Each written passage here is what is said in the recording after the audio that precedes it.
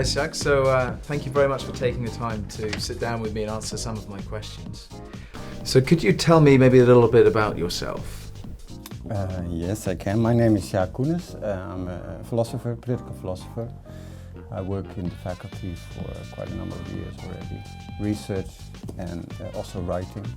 And you're now the director of which master's The program? Master Arts and Sciences, the Dorso Master, they say in Dutch. Partially and also selective for students that come from other faculties and universities. Okay, great. And then, so could you talk me through a little bit about the masters? The master has a very broad setup, focusing on the arts in society, also politics in society, also artistic research, so the research that artists do. That's basically the three fields that we work in. And that leads me on to ask you really, what kind of a student profile are you looking for in terms of someone who would study your master's program? It's a student who wants to, who's intellectually interested in a broad set of topics. What we do is we take them in and we try to figure out what is their clear intellectual interest, and we try to provide a set of courses and also attention from our staff to figure out what kind of topics they want to really work on in the course of this year. Okay. And how about yourself? What sort of areas have you been involved in? I myself, I'm involved in, let's say, politics. I'm a political philosopher, so I'm interested in topics like populism, the shape of democracy, globalization, all this kind of stuff. The role of culture in politics, these are topics that I'm interested in. And you're even currently writing a book, is that right? Yeah. In our spare time. No, that's not serious. Yeah, I write a book about democracy and resentment, because that seems to be a very topical interest right now. People are just angry all the time, and I just want to find out what's happening. Brilliant. Well, remind me to order a copy. Yeah, first. yeah.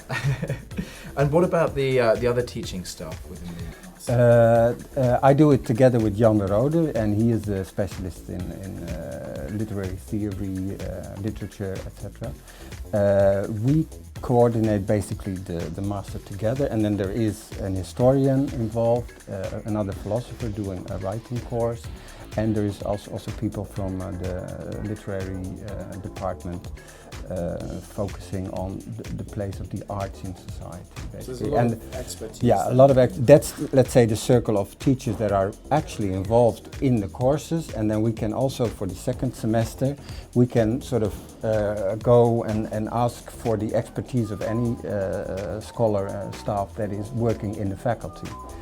So if we have a particular topic, let's say, I don't know, the cultural biography of Maastricht, for instance, then we have a teacher, a scholar who is working on that subject, and he or she, they can provide topics for research, topics for helping these students with their thesis, and also places for internships, for instance. That's also important. So our students, they choose either in the second semester, either they do an internship or they write a thesis. Okay. And so that's... And what sort of job areas do your students get involved in once they've graduated? Yeah, it's so broad, so it doesn't really make sense to say, oh, this is, I mean, we're not bringing them up to being an economist or so. No, they get places in all kinds of various fields. I have, for instance, students working at a newspaper, or one former student of mine, he is currently in Lumière, that's the film theater here in Maastricht. Sometimes they work in musea, or they find a place. For instance, one student is actually just found a job in a lobby organization in The Hague. Right, so it's really very various types of jobs, and but you really have to try to find these places. But and then I know this is going to be difficult to answer, but in a very short sentence, could you maybe say why you think students should come here to study at your Masters in Maastricht University?